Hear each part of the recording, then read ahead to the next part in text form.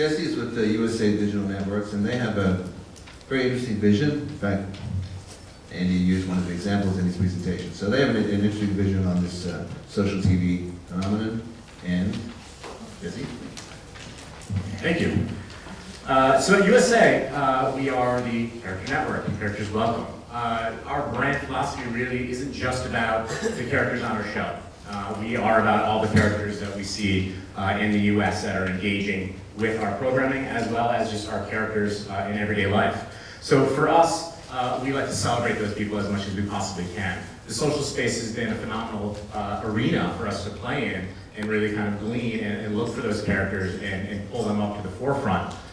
When we built our first kind of social TV platform, which you see right here, Character Chatter, this is obviously version 2 of it. The idea behind this is really about building a community, pulling in all these viewers that are watching our shows together so that they can see the conversation happening, so that it's not a singular viewing experience, as Andy was alluding to. It really is a community. There are people you don't know watching the exact same show that are reacting to scenes in the same exact way you are. So for us, we use a platform that really combines Twitter, Facebook, it combines YouTube postings, it combines our forum postings.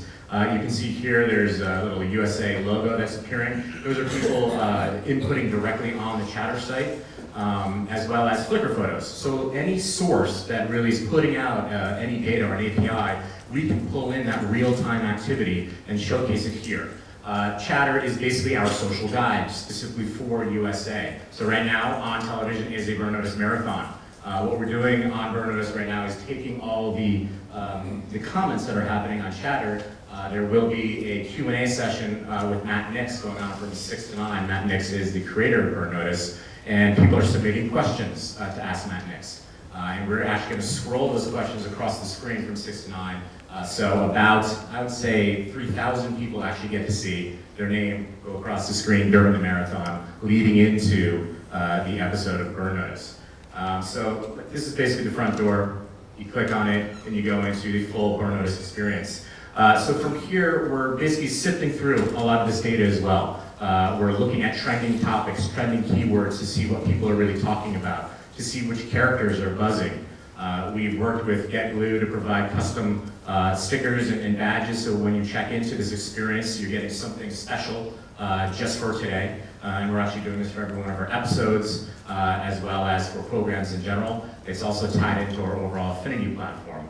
So I just want to give you a little look at what that is to see what Chatter is, because I know Andy was going to show it in his presentation. So back to this. So Chatter is just one of the many offerings from NBCU. There's basically Oxygen Live, NBC Talk, NBC Live, which is doing some phenomenal things with The Voice. As you can see, I don't know if anybody here watches Trender.tv, but basically every Tuesday and Wednesday, if you go to the listings, The Voice is destroying the social conversation scene happening all across broadcast with 900,000 mentions happening across the social space. They've done a fantastic job of harnessing that social communication and pulling it together into their platform to really get the buzz out there. What this really is all about, it's about creating brand ambassadors for our shows, brand ambassadors for our characters. So as they are engaging with these platforms on Twitter or Facebook, they are literally spreading the word out about our show, that they're tuning in, that they're engaging with great content. I think one of the most important things that we're learning about this right now too is that social TV isn't just about talking about TV and basically using Twitter and Facebook to do that, but it's also a huge medium to get great content out there, to engage with your users, to go where they are and provide them some great in-depth conversation, in-depth content, video, games, to keep them engaged with your brand, whether it's during the show, before the show, after the show, or whenever they want to actually get into that content. So what we've started exploring with is a lot of different opportunities that touch on social TV. This is an example of showcasing some of the new HTML5 sites that we've been launching. We relaunched all of our properties, taking down all Flash, and building in Chatter functionality right onto the home page, so you can see that conversation happening in real time no matter what page you go to from any one of our properties. You can also basically collapse it so you don't have to see it at all.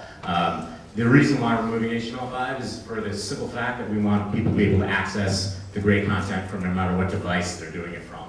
About 60% of people accessing from a mobile device are doing it from an iOS device. So for us, it's really important to be able to get to that audience base.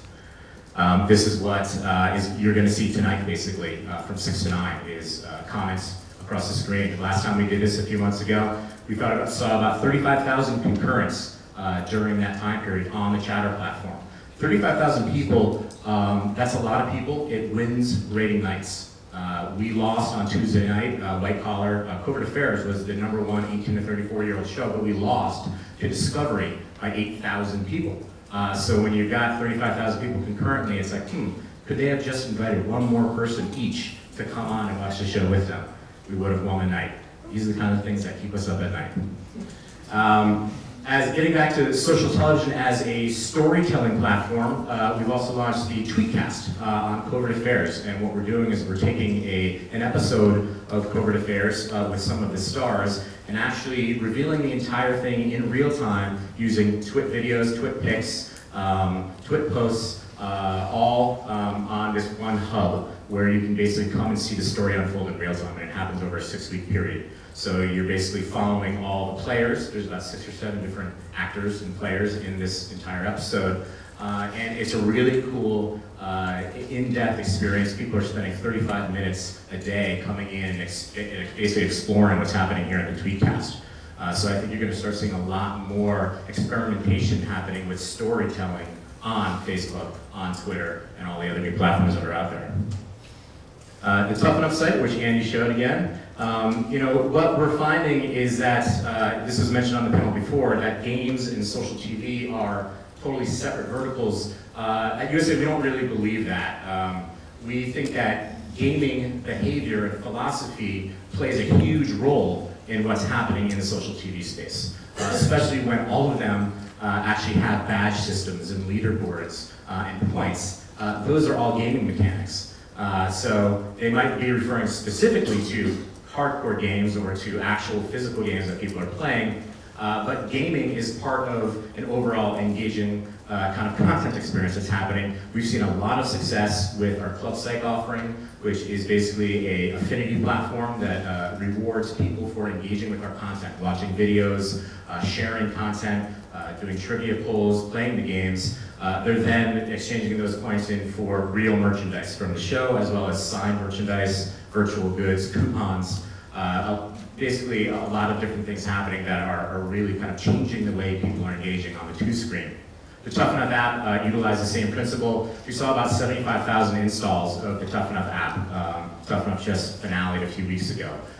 We had no idea how well it was going to do, but it was a rabid fan base, and they really loved engaging with the content, unlocking exclusive content you couldn't get anywhere else by using the 2-screen application, checking into the show, entering keywords to unlock certain content. I had a great video here, but this place is not Mac friendly, which is weird. Everything should be Mac friendly. So this is just a little bit about character rewards, and I'll just go through it really quickly. 2-screen engagement, we're doing a lot of experimentation there. There is no one thing that's really kind of set up and above everything else. There's audio discovery, there's checking in to unlock things, there's keyword unlocks. We are experimenting with everything because we want to identify those few things that really work and do more of that, as Andy said, and see what's not working and do less of that. Simple mechanics. But this basically showcases a little bit about what the interface is when you're checking in to unlock content. So when people are watching our show live, they'll see a call out and a little bug on the corner saying, the keyword to tonight's show is Gus. While they're watching live, they'll go in, launch the app, enter that keyword, say they're watching Psych, basically unlock that piece of content, and the content actually does not unlock so they can view it until after the live episode is done. Again, not trying to detract from the live viewing experience, but trying to be additive to it to then extend the experience beyond just the linear broadcast.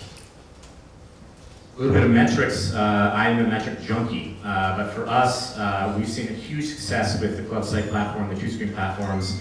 We have about 100,000 registrants just in the Club Psych, which is one of our shows, platform. 100,000 people just for one show. We rolled it out for Tough Enough. We got 50,000 people for that show.